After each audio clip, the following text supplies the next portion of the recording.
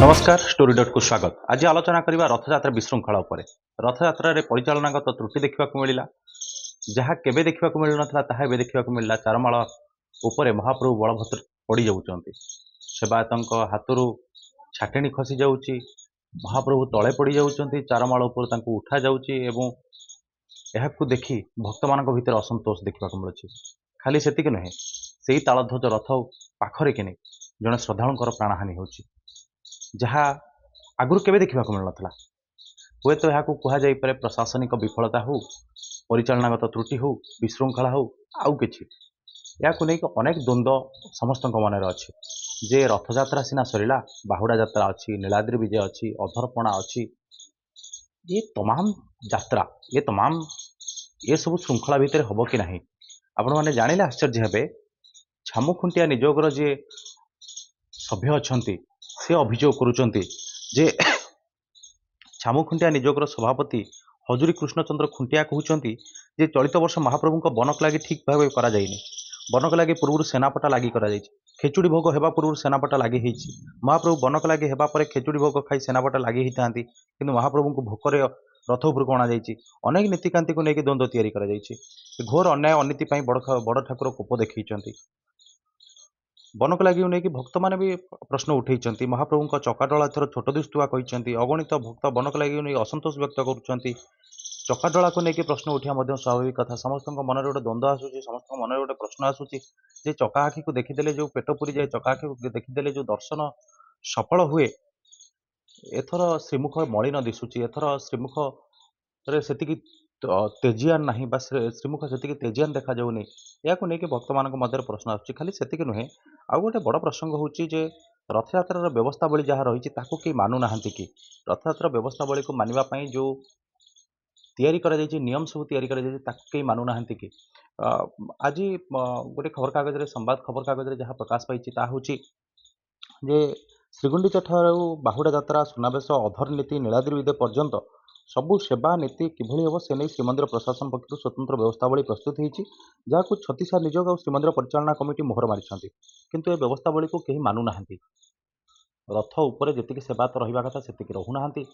रथ उपरे जेतिकी सेवायत काम करबा कथा बा जो माने सेवारे नियोजित सेमानक व्यतीत अन्य माने जाउचंती, यह गोटे गुरुत्वपूर्ण प्रसंग। ए प्रसंग को कहीं एड़े जावा कथा नुहे।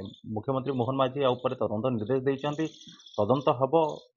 उपमुख्यमंत्री आईन मंत्री जाइकी रथयात्रा दिन जो भाव राति 11टा बेले पहुँचले और सेठी जहाँ हैला या आईन मंत्री उपमुख्यमंत्री प्रभाती परिड़ा जो मंतव्य देले ता किसी मात्रा रे दुख देला अन्य मानक मन रे केमती या गोटे सामान्य दुर्घटना बोली कहि परिबा। या सामान्य दुर्घटना नुहे। रथयात्रा रे किभଳି भाव श्रृंखलित हब, रथयात्रा किभଳି भाव रथयात्रा ठूर आरंभ कर नीलाद्रि विजय पर्यंत केमती श्रृंखलित भाव सबू यात्रा सुरुखुरे चलिबो, ताकू नहीं व्यवस्थावली तैयारी होती, ताकू नहीं नियम तैयारी होती, ताकू नहीं आईन अच्छी, ताकू नहीं रेकर्ड ऑफ राइट्स अच्छी जे जगन्नाथ रथ में केते जन सेवायत रहिबे, बलभद्र केते जन सेवायत रहिबे, सुभद्रा केते जन रहिबे। जहाँ नियम होइछि जे बलभद्र महाप्रभु बलभद्र रथ में 60 जन, सुभद्रा रथ में 50 जन और जगन्नाथ रथ में 70 जन सेवायत रहिबे। एमान भितर किए किए रहिबे ताकू नहीं नियम करा जाइछि। ये नियम को पालन करबा कथा, ए नियम को मानिबा कथा। ए नियम किए तैयारी करछि? ए नियम को जगन्नाथ प्रशासन, श्रीमंदिर प्रशासन तैयारी करछि। ए श्रीमंदिर प्रशासन ऊपर छत्तीसा निजोग श्रीमंदिर प्रशासन उभय मिलित भाव में ए नियम तैयारी करा जाइछि। या रेकर्ड ऑफ राइट्स अच्छी या नहीं समस्ते मानिबा कथा, या नहीं समस्ते या अनुपालन करबा कथा। किंतु ए नियम को कहीं पालन करना, कहीं पालन करेंगे नहीं। महाप्रभु श्री जगन्नाथ होचंती जगतर ठाकुर, जगतर नाथ से। श्री जगन्नाथंकर एत बड़ कार्यक्रम विश्व प्रसिद्ध, ये हूँ विश्वर सबुठ बड़ यात्रा। ये यात्रा को आम से श्रृंखलित करवा ना, आम कौन करवा? गोटे कोटि कोटि खाली ओडिया नुहति, कोटि कोटि जगन्नाथ प्रेमी, कोटि कोटि हिंदू मानकर आस्था विश्वास भरोसार प्रतीक होउछन्ति महाप्रभु। महाप्रभु होउछन्ति आम समस्त परिवार मुरबी। आम समस्ते गोड़ टिके बाजिगले क्या देहरे आम विष्णु होउछे, क्या देहरे कष्ट हेले से प्रभु बंचई दियो बोली कहउछन्ति। आम दिन को केते थर जय जगन्नाथ कहूचे, याको आमे काउंट भी करि परिबानी, याको आमे गणति करि परिबानी। आ सेई जगन्नाथଙ୍କ प्रति सेई महाप्रभुଙ୍କ प्रति आमे केମିତି अविचार करि परिबा? जे आम सुख दुख रे छिड़ा होचंती, जे आमे डाकी देले ओ करूचंती, से जे बडे कष्ट रे अछंती, तांको पई हमर जो कर्तव्य रहइबा कथा, आमे से कर्तव्य पालन करिबा नै। आमे कोन करिबा? सेवायत हुअन्तु, निजोग हुअन्तु, जे भी हुअन्तु, प्रशासनिक अधिकारीଙ୍କ ଠାରୁ ନେଇକି ଲୋକପ୍ରତିନିଧିଙ୍କ ପର୍ଯ୍ୟନ୍ତ, ସୁଆରଙ୍କ ଠାରୁ ନେଇକି ନିଯୋଗଙ୍କ ପର୍ଯ୍ୟନ୍ତ, ସେବାୟତଙ୍କ ପର୍ଯ୍ୟନ୍ତ ଆମେ ସମସ୍ତେ ମହାପ୍ରଭୁଙ୍କୁ ମାନି ଆସିଛେ। କାଳ କାଳ ବର୍ଷ ବର୍ଷ ଧରି ମହାପ୍ରଭୁ ଆମ ପରିବାରର ମୁରବୀ, ଆମ ସମସ୍ତଙ୍କର ମୁରବୀ। ସେ ଯାହା ଚାହିଁବେ ସେଇଆ ହବ। ଆମେ ଯେତେବେଳେ କହୁଛେ ଯେ ତାଙ୍କ ଇଚ୍ଛା ବିନା ପତ୍ରଟି ହଲେନି, ସେତେବେଳେ ଆମେ କେମିତି କହିପାରିବା ଯେ ଆମେ ତାଙ୍କୁ ଉପାସରେ ରଖିଦେବା, ଆମେ ତାଙ୍କୁ ଅବ୍ୟବସ୍ଥାରେ ନେଇ ଆସିବା, ଆମେ ତାଙ୍କ ଯାତ୍ରାକୁ ଶୃଙ୍ଖଳିତ କରିବା ନାହିଁ? ଏ କି ପ୍ରକାର ନିୟମ, ଏ କି ପ୍ରକାର ଶୃଙ୍ଖଳା? ଉତ୍ତରଦାୟିତ୍ୱ କାହା ମୁଣ୍ଡକୁ ଯିବ? ତଦନ୍ତ ହବ, କମିଟି ବସିଲା, ତଦନ୍ତ ହବ, ତଦନ୍ତର ରିପୋର୍ଟ ଆସିବ, କାର୍ଯ୍ୟାନୁଷ୍ଠାନ ହବ, ହବ କି ନ ହବ ସନ୍ଦେହ। ଯେତେବେଳେ ରାଜ୍ୟର ଉପମୁଖ୍ୟମନ୍ତ୍ରୀ ଓ ଆଇନ ମନ୍ତ୍ରୀ କହୁଛନ୍ତି ଏହା ଏକ ସାମାନ୍ୟ ଦୁର୍ଘଟଣା, ସେତେବେଳେ ତଦନ୍ତ କ'ଣ ହବ, ତଦନ୍ତର ରିପୋର୍ଟ କ'ଣ ବାହାରିବ, ତା ଉପରେ ସମସ୍ତଙ୍କର ସନ୍ଦେହ ରହିଛି। ଏହାକୁ ନେଇ ସନ୍ଦେହ ହେବା ସ୍ୱାଭାବିକ କଥା। ବିରୋଧୀ ଦଳ ନେତା ଯେଉଁ ପ୍ରସଙ୍ଗ ଗତକାଲି ଉଠେଇଛନ୍ତି, ବିରୋଧୀ ଦଳ ନେତା କହିଲେ ଯେ ଏ ସମସ୍ତଙ୍କ ଭାବାବେଗକୁ ଆଘାତ ଦେଇଛି। ମୁଖ୍ୟମନ୍ତ୍ରୀ ମଧ୍ୟ ତୁରନ୍ତ ଏହାର ଉତ୍ତର ରଖିଲେ ଏବଂ ସେ ମଧ୍ୟ କହିଲେ ଯେ ସେ ନିଜେ ଗଭୀର ଭାବେ ମର୍ମାହତ। ଏହା ଠିକ ଅଛି, ଏ କଥୋପକଥନ ଚାଲିବ, କିନ୍ତୁ ୟାର ଏ ଯୋଉ ଶୃଙ୍ଖଳା ଆସିବା ଦାୟିତ୍ୱଟି, ଏ ଶୃଙ୍ଖଳା ଆଣିବା ଦାୟିତ୍ୱଟି କାହାର? ରଥଯାତ୍ରା ହଉଛି, ଇଏ କୌଣସି ଗାଁ ଗହଳିର ରଥଯାତ୍ରା ନୁହେଁ। ଇଏ ଗୋଟମା ରଥରେ, ଯୋଉ ନଡିଆ ଗୋଟମାରେ ରଥଯାତ୍ରା ହଉନି। ଇଏ ବାଲି ରଥ ନୁହେଁ, ଇଏ ଦାସିଆ ବାଉରୀ ରଥ ଟାଣୁନି ଯେ ମନର ରଥରେ ରଥ ଟଣା ହଉଛି। ମନ ଭିତରେ କେହି ରଥ ଟାଣୁନାହାନ୍ତି। ଏ ରଥଯାତ୍ରା ହଉଛି ବିଶ୍ୱ ପ୍ରସିଦ୍ଧ, ଇଏ ବିଶ୍ୱର ଐତିହ୍ୟ। ମହାପ୍ରଭୁ ଶ୍ରୀ ଜଗନ୍ନାଥ ଶ୍ରୀକ୍ଷେତ୍ର ଧାମର ଶ୍ରୀ ଜଗନ୍ନାଥ। ଇଏ କୋଉ ଗାଁ ଗହଳିର ରଥଯାତ୍ରା ନୁହେଁ ଯେ ଛୋଟିଆ ମୋଟିଆ ଦୁର୍ଘଟଣା ଅଘଟଣ କହିକି ଆମେ ଏଡେଇ ଯିବା ଆଉ କ'ଣ ହେଇଛି ଆମେ ସେଠିକି ଦେଖିବାନି। କୌଣସି ମନ୍ଦିରରେ ଏମିତି ହେବା କଥା ନୁହେଁ। ଆମେ ଧର୍ମୀୟ ଭାବନାକୁ କୁଠାରଘାତ କରିପାରିବାନି। ଆମେ ବିଶ୍ୱାସ, ଆମ ଆସ୍ଥା ବିଶ୍ୱାସର ପ୍ରତୀକ ହେଉଛନ୍ତି ମହାପ୍ରଭୁ। ଆମେ ମହାପ୍ରଭୁଙ୍କୁ ମାନୁଛେ, ଆମେ ମହାପ୍ରଭୁ ଆମ ଭିତରେ ଅଛନ୍ତି। ଆମେ ଯେମିତି କହିଲେ, ଆମେ କାହା ଦେହରେ ଗୋଡ଼ ବାଜିଗଲା ବି ବିଷ୍ଣୁ କହୁଛେ, କାହିଁକି କହୁଛେ? ତା ଦେହରେ ବି ଆତ୍ମା ଅଛନ୍ତି, ତା ଦେହରେ ବି ନାରାୟଣ ଅଛନ୍ତି। ସକଳ ଘଟେ ନାରାୟଣ। ତାହେଲେ ଆମେ ନାରାୟଣକୁ କେମିତି ଆମେ ଏମିତି ଆମର ଯିଏ ପୂଜ୍ୟ, ଆମର ସବୁ କିଛି, ଆମର ଆତ୍ମା ପରମାତ୍ମା, ଆମର ସବୁ କିଛି ହେଉଛନ୍ତି ମହାପ୍ରଭୁ। ଆମେ ମହାପ୍ରଭୁଙ୍କୁ ମାନିବାନି, ଆମେ ମହାପ୍ରଭୁଙ୍କ ଯାତ୍ରାକୁ ଶୃଙ୍ଖଳିତ କରିବାନି, ଆମେ ଯାହା ନିୟମ ରହିଛି, ବ୍ୟବସ୍ଥା ରହିଛି ତାକୁ ମାନିବା ନାହିଁ। କାହିଁକି ମାନିବା ନାହିଁ? ଆମେ କିଏ?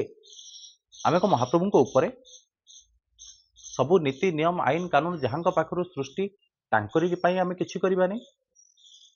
ଯେତିକି ସେବାୟତ ଦରକାର, ଏକଥା ସତ ଯେ ଯେତିକି ସେବାୟତ ମାନେ ଅଛନ୍ତି ବା ଯେତିକି ସେବାୟତ ମାନେ ସେବା କାମ କରନ୍ତି, ସେମାନଙ୍କ ବ୍ୟତୀତ ଯଦି ଅନ୍ୟମାନେ ଯିବେ ନାହିଁ, ଯୋଉମାନଙ୍କୁ ନେଇକି ଦ୍ୱନ୍ଦ୍ୱ ସୃଷ୍ଟି ହେଉଛି ଯେ ଯୋଉମାନଙ୍କର ସେବା ନଥିଲା ସେମାନେ କାହିଁକି ଯାଇଥିଲେ, ସେମାନେ ଯିବା ଦରକାର। ସେମାନେ ଯିବେନି, ସେମାନେ ଶିଖିବେ କେମିତି? ଆସନ୍ତାକାଲି ଆଜି ଯୋଉମାନେ ମହାପ୍ରଭୁଙ୍କ ପହଣ୍ଡି କରୁଛନ୍ତି, କାଲି ସକାଳୁ ଯଦି ସେମାନଙ୍କର ମୃତ୍ୟୁ ହେଇଯାଏ, ଦେହାନ୍ତ ହେଇଯାଏ, ପରଲୋକ ହେଇଯାଏ, ତାହେଲେ ପରବର୍ତ୍ତୀ ପିଢ଼ି କରିବ କ'ଣ? ପରବର୍ତ୍ତୀ ପିଢ଼ି ସବୁ ଶିଖିବ। କିନ୍ତୁ ତାହା ମାନେ ନୁହେଁ ଯେ ଆମେ ପରବର୍ତ୍ତୀ ବା ଯୁବମାନଙ୍କ ଉପରେ ଦାୟିତ୍ୱ ଛାଡ଼ି ଦେଇକି ବରିଷ୍ଠମାନେ ନିଘୋଡ଼ ନିଦ୍ରାରେ ଶୋଇଯିବା, ଆମ କାନ୍ଧରୁ ଦାୟିତ୍ୱ ଖସେଇଦେବା। ପିଲାମାନେ ସବୁ କରୁଥିଲେ, ସେମାନେ ଭୁଲ କରିଛନ୍ତି, ଆମେ ଏହା କହିକି ଛାଡ଼ିଦେବା? ଆମମାନଙ୍କର ଉତ୍ତରଦାୟିତ୍ୱ କିଛି ନାହିଁ? ଆମେ ବରିଷ୍ଠମାନେ କ'ଣ କରିବା? ରଥଯାତ୍ରା ତ ଯାଇଛି, ବାହୁଡ଼ା ଯାତ୍ରାକୁ ଶୃଙ୍ଖଳିତ କରିବା ପାଇଁ ଯେଭଳି ଭାବରେ ବିଳମ୍ବିତ ରାତିରେ ଅରବିନ୍ଦ ପାଢ଼ୀଙ୍କୁ ଦାୟିତ୍ୱ ଦିଆଯାଇଛି, 2012-14 ପର୍ଯ୍ୟନ୍ତ ଅରବିନ୍ଦ ପାଢ଼ୀ ଶ୍ରୀମନ୍ଦିର ମୁଖ୍ୟ ପ୍ରଶାସକ ଥିଲେ। ଏଠି ଗୋଟେ କଥା ଆସିବ ଯେ ଶ୍ରୀମନ୍ଦିର ମୁଖ୍ୟ ପ୍ରଶାସକଙ୍କୁ ନେଇକି ଗଲା 2-3 ବର୍ଷ ଧରିକି ଆମେ ଦେଖିଛେ ଯେ କିଭଳି ଭାବରେ ରଥଯାତ୍ରା ଶୃଙ୍ଖଳିତ ହେଉଥିଲା। ବା ରଥଯାତ୍ରା ଆପଣ ଅରବିନ୍ଦ ଅଗ୍ରୱାଲଙ୍କ ପାଖରୁ ଦେଖିପାରନ୍ତି। ଅରବିନ୍ଦ ଅଗ୍ରୱାଲ ହୁଅନ୍ତୁ, ବଲୱନ୍ତ ସିଂ ହୁଅନ୍ତୁ, ଏମାନେ ଯେଉଁମାନେ ଅଣ ଓଡ଼ିଆ ଶ୍ରୀମନ୍ଦିର ଦାୟିତ୍ୱରେ ରହିକି ମଧ୍ୟ ଅଣ ଓଡ଼ିଆ ଜିଲ୍ଲାପାଳ ମାନେ ଥିଲେ। କିନ୍ତୁ ଏଥର ଆପଣ ଯେମିତି କହିପାରନ୍ତି କ୍ରିଷନ କୁମାରଙ୍କ କଥା, କ୍ରିଷନ କୁମାର ଗତ 2 ବର୍ଷ ଧରିକି କୋଭିଡ ସମୟରେ ମଧ୍ୟ ଯେଭଳି ଢଙ୍ଗରେ ଶୃଙ୍ଖଳିତ ଭାବରେ ରଥଯାତ୍ରା କରାଗଲା, ଗୋଟେ ବିରଳ। କୋଭିଡ ସମୟରେ ଆମେ ଏତେ ଶୃଙ୍ଖଳିତ ହେଇଥିଲେ, ଏତେ ଭକ୍ତଙ୍କୁ ଡାକି, ଏତେ ଶ୍ରଦ୍ଧାଳୁଙ୍କ ଆଗମନରେ ମହାମହିମ ରାଷ୍ଟ୍ରପତି ଆସୁଛନ୍ତି ରଥଯାତ୍ରା ଦେଖିବା ପାଇଁ, ରଥ ଟାଣିବା ପାଇଁ। ସାରା ଦେଶର ଯିଏ ପ୍ରଥମ ନାଗରିକ, ଭାରତର ପ୍ରଥମ ନାଗରିକ, ସିଏ ଆସୁଛନ୍ତି ମହାପ୍ରଭୁଙ୍କ ପାଖରେ, ବିଶ୍ୱ ନିୟନ୍ତାଙ୍କ ପାଖରେ ନିଜକୁ ସମର୍ପଣ କରିବା ପାଇଁ। ଆଉ ସିଏ ଯିବା ପରେ ପରେ ଆମେ ଦ୍ୱିତୀୟ ଦିନରେ ଏଭଳି ବିଶୃଙ୍ଖଳା ହେଇଗଲା ଆମର। ଯଦି ମହାମହିମଙ୍କ ସାମ୍ନାରେ ଏମିତି ହେଇଥାନ୍ତା, କାହା ସାମ୍ନାରେ ବି ହଉ, ରଥଯାତ୍ରାରେ ଦଳା ଚକଟା କାହିଁକି ହବ? ରଥଯାତ୍ରା ଆମେ ବିଶୃଙ୍ଖଳା କରିବା, ରଥଯାତ୍ରାରେ ଦଳ ଚକଟା ହେବ, ରଥଯାତ୍ରାରେ ବ୍ୟାରିକେଡ୍ ଖସି ପଡ଼ିବ, ରଥ ଦଉଡ଼ିକୁ ଛୁଇଁବା ପାଇଁ ଲୋକଙ୍କର ଭିଡ଼ ଭିତରେ ଜଣଙ୍କର ପ୍ରାଣହାନି ହେଇଯିବ, ଅନେକ ଜଣ ଆହତ ହେବେ, ମହାପ୍ରଭୁ ତଳେ ପଡ଼ିଯିବେ ଚାରମାଳ ଉପରେ। ଏ କିଭଳି ଭାବରେ ନିୟମ? ଏ କିଭଳି ଭାବରେ ଆମେ ଏହାକୁ ଦେଖୁଛେ? ଏହାକୁ ବ୍ୟବସ୍ଥିତ କରିବା ପାଇଁ ରାଜ୍ୟ ସରକାର ଯେଭଳି ଭାବରେ ଗତକାଲି ରାତିରେ ଶ୍ରୀମନ୍ଦିର ମୁଖ୍ୟ ପ୍ରଶାସକଙ୍କୁ ବଦଳି କରିଛନ୍ତି, ଏହା ତ ଗୋଟେ ସ୍ୱାଗତ ଯୋଗ୍ୟ କଥା। ବୀର ବିକ୍ରମ ଯାଦବ ଯିଏ ଦୀର୍ଘଦିନ ଧରିକି ଥିଲେ ଶ୍ରୀମନ୍ଦିର ମୁଖ୍ୟ ପ୍ରଶାସକ ହିସାବରେ, ତାଙ୍କୁ ଦାୟିତ୍ୱ ଦିଆଯାଇଥିଲା। ମୁଖ୍ୟ ପ୍ରଶାସକ ହିସାବରେ ତାଙ୍କର କ'ଣ କାମ, କ'ଣ ସେ କରୁଥିଲେ କେହି ଜାଣିପାରୁନଥିଲେ। ସେ କେତେବେଳେ ଭୁବନେଶ୍ୱରରେ ରହିବେ, କେତେବେଳେ ରାସନ କାର୍ଡ଼ ଦେଖିବେ, କେତେବେଳେ ମହାପ୍ରଭୁଙ୍କ ପେଟ କଥା ଚିନ୍ତା କରିବେ, କେତେବେଳେ ଶ୍ରୀମନ୍ଦିରର କଥା ବୁଝିବେ, ତାଙ୍କୁ ସମୟ କେଉଁଠି ଥିଲା? ଜଣେ ପୂର୍ଣ୍ଣକାଳୀନ ଶ୍ରୀମନ୍ଦିର ପ୍ରଶାସକ ନିଯୁକ୍ତି ଦେବା ପାଇଁ ହାଇକୋର୍ଟ ଯେତେବେଳେ ରାଜ୍ୟ ସରକାରଙ୍କୁ ନିର୍ଦ୍ଦେଶ ଦେଲେ, ସେତେବେଳେ ପ୍ରଥମେ ଦିଆଯାଇଥିଲା ଜଣଙ୍କୁ, ତାପରେ ତାଙ୍କୁ ହଟେଇ ଦିଆଗଲା, ତାପରେ ବୀର ବିକ୍ରମ ଯାଦବଙ୍କୁ ଦିଆଗଲା। ବୀର ବିକ୍ରମ ଯାଦବ କ'ଣ କଲେ ନା ସିଏ ବିଭିନ୍ନ ବିଭାଗର ସଚିବ ଭାବରେ ରହିଲେ, ସେ ବିଭିନ୍ନ ବିଭାଗର ଅଧିକାରୀ ଭାବରେ ରହିଲେ।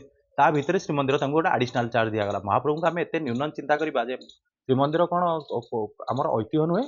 ଆମେ ଶ୍ରୀମନ୍ଦିରକୁ ଏମିତି ହତାଦର କରି ଛାଡ଼ିଦେବା, ମହାପ୍ରଭୁଙ୍କୁ ଏମିତି ହତାଦର କରି ଛାଡ଼ିଦେବା ଯେ ଜଣେ ଅତିରିକ୍ତ ଦାୟିତ୍ୱରେ ରହିବେ? ଆଜି ଶ୍ରୀମନ୍ଦିର ମୁଖ୍ୟ ପ୍ରଶାସକ ହେଇଛନ୍ତି ଅରବିନ୍ଦ ପାଢ଼ୀ। ଆଶା କରିବା ତାଙ୍କ ପାଖରୁ ଯେ ବାହୁଡ଼ା ଯାତ୍ରା, ସୁନାବେଶ, ନୀଳାଦ୍ରି ବିଜେ, ଅଧରପଣା ଏସବୁ ଶୃଙ୍ଖଳିତ ହେଉ। ଯଦିଓ ସେ କହିଛନ୍ତି ଯେ ରଥ ଉପରକୁ ମୋବାଇଲ ଯିବ ନାହିଁ, ରଥ ଉପରେ ଫଟୋ ଉଠିବ ନାହିଁ, ଭିଡ଼ିଓ ହେବ ନାହିଁ, ସମସ୍ତଙ୍କର ଇଚ୍ଛା ଥାଏ ମହାପ୍ରଭୁଙ୍କୁ ପାଖରେ ପାଇଲେ ତାଙ୍କ ସହିତ ସ୍ମୃତିଟିଏ ସାଉଁଟିକି ରଖିବା ପାଇଁ। ସେ ସ୍ମୃତି ସାଉଁଟିକି ରଖିବା ପାଇଁ ଦୂରଦର୍ଶନରୁ ଆପଣ ଭିଡ଼ିଓ ଫୁଟେଜ୍ ନିଅନ୍ତୁ ନା, କେହି ମନା କରୁନାହାନ୍ତି। ଦୂରଦର୍ଶନ ଭିଡ଼ିଓ ଫୁଟେଜରେ ଆପଣମାନେ ତ ବେଶୀ ଦେଖାଯାଉଛନ୍ତି, ମହାପ୍ରଭୁଙ୍କ ଅପେକ୍ଷା ସେବାୟତମାନେ ଅଧିକା ଦେଖାଯାଆନ୍ତି, ଏହା ତ ସମସ୍ତେ ଜାଣିଛନ୍ତି। ସୁନାବେଶରେ ଆମେ ତାକୁ ସମାଲୋଚନା କରୁ, କିନ୍ତୁ ତା ମାନେ ନୁହେଁ ଯେ ମହାପ୍ରଭୁଙ୍କୁ ଏମିତି ହତାଦର କରିଦେବା, ମହାପ୍ରଭୁଙ୍କୁ ଏମିତି ଛାଡ଼ିଦେବା। ମହାପ୍ରଭୁ ଆମର ଆରାଧ୍ୟ, ଆମର ସବୁକିଛି, ଆମର ଆସ୍ଥା, ଆମର ବିଶ୍ୱାସ, ଆମର ସବୁକିଛି ହେଉଛନ୍ତି ମହାପ୍ରଭୁ। ମହାପ୍ରଭୁଙ୍କୁ ଏମିତି ହତାଦର କରି ଛାଡ଼ିପାରିବା ନାହିଁ। ଆଶା କରିବା ଅରବିନ୍ଦ ପାଢ଼ୀଙ୍କ ପାଖରୁ ଅନ୍ତତଃପକ୍ଷେ ଏ ଆଶା ରହିବ ଯେ ରଥଯାତ୍ରା ଯାହା ହେଉଛି ହଉ, ହେଇଗଲା, କିନ୍ତୁ ଏ ବିଶୃଙ୍ଖଳା, ଏ ଭାବନା ଆଉ ତିଆରି ନ ହେଉ ଯେ ବାହୁଡ଼ା ଯାତ୍ରା ବିଶୃଙ୍ଖଳା ହେଉଛି ବୋଲି। ବାହୁଡ଼ା ଯାତ୍ରା, ନୀଳାଦ୍ରି ବିଜେ, ସୁନାବେଶ, ଅଧରପଣା ଏସବୁ ଶୃଙ୍ଖଳିତ ହେଉ। ଖାସ୍ କରି ମହାପ୍ରଭୁଙ୍କ ରଥଯାତ୍ରା ଖାଲି ନୁହେଁ ବା ମହାପ୍ରଭୁଙ୍କ ଯାତ୍ରା ଖାଲି ନୁହେଁ, ଶ୍ରୀମନ୍ଦିର ଭିତରେ ଯେଉଁ ବ୍ୟବସ୍ଥା ଆସିବା କଥା, ଚାରିଦ୍ୱାର ଖୋଲିବା ପାଇଁ ନିଷ୍ପତ୍ତି ନିଆଯାଇଛି, ଚାରିଦ୍ୱାର ଖୋଲାଯାଉଛି, ରତ୍ନ ଭଣ୍ଡାର ଖୋଲାଯିବ। ରଥଯାତ୍ରା ହେଉଛି 12 ମାସରେ 13 ଯାତ୍ରା ମହାପ୍ରଭୁଙ୍କର। ଏ ସବୁ ଯାତ୍ରା ଶୃଙ୍ଖଳିତ ହେଉ। ଚନ୍ଦନ ଯାତ୍ରା ପାଖରୁ ଆରମ୍ଭ ହୋଇଥିବା, ଆଦ୍ୟ ଯାତ୍ରା ପାଖରୁ ଆରମ୍ଭ ହୋଇଥିବା ସମସ୍ତ ଯାତ୍ରା, ସବୁ ପର୍ବପର୍ବାଣି ମହାପ୍ରଭୁ ସୁରୁଖୁରୁରେ ଶ୍ରୀମନ୍ଦିରରେ ପାଳନ କରନ୍ତୁ। ଏହା ହିଁ ହେଉଛି ମହାପ୍ରଭୁ ଆମ ପାଖରୁ ଏତିକି ଆଶା ରଖିଛନ୍ତି ଯେ ତାଙ୍କ କାମ ସବୁ ଠିକ୍ରେ ହେଉ। ସେ ଯଦି ଆମମାନଙ୍କର କାମ ସବୁ ସୁରୁଖୁରୁରେ କରିଦେଉଛନ୍ତି, ଆମେ ତାଙ୍କ କାମଟି କେମିତି ସୁରୁଖୁରୁରେ କରିପାରିବା ନାହିଁ? ଅନ୍ତତଃପକ୍ଷେ ଅରବିନ୍ଦ ପାଢ଼ୀ ଏ ନିଷ୍ପତ୍ତି ଯେଉଁ ନେଇଛନ୍ତି ଯେ ରଥ ଉପରକୁ ମୋବାଇଲ ଯିବନି, ରଥ ଉପରେ କୌଣସି ଭିଡ଼ିଓ ଉତ୍ତୋଳନ ହେବନି, ରଥ ଉପରେ କୌଣସି ଫଟୋ ନିଆଯିବ ନାହିଁ, ଯେତିକି ସେବାୟତ ଦରକାର ସେତିକି ସେବାୟତ ଯିବେ, ସବୁକିଛି ସୁରୁଖୁରୁରେ ହେଉ, ସବୁକିଛି ଶାନ୍ତି ଶୃଙ୍ଖଳାରେ ହେଉ, ସବୁକିଛି ଶୃଙ୍ଖଳାର ସହିତ ହେଉ। ଅରବିନ୍ଦ ପାଢ଼ୀଙ୍କ ପାଖରୁ ଏତିକି ଆଶା ରଖିବା ଏବଂ ରାଜ୍ୟ ସରକାରଙ୍କ ପାଖରୁ ମଧ୍ୟ ଆଶା ରଖିବା ଯେ ବିଗତ ଦିନର ଯେଉଁ ସୁନାମ ରହିଛି, ଏ ରଥଯାତ୍ରା ଦିନ ଯେଉଁଭଳି ଭାବରେ ବଦନାମ ହେଲା ରାଜ୍ୟ ସରକାରଙ୍କର, ଯେଉଁ ନିନ୍ଦା ହେଲା, ସେ ନିନ୍ଦା ଆଉ ନ ହେଉ।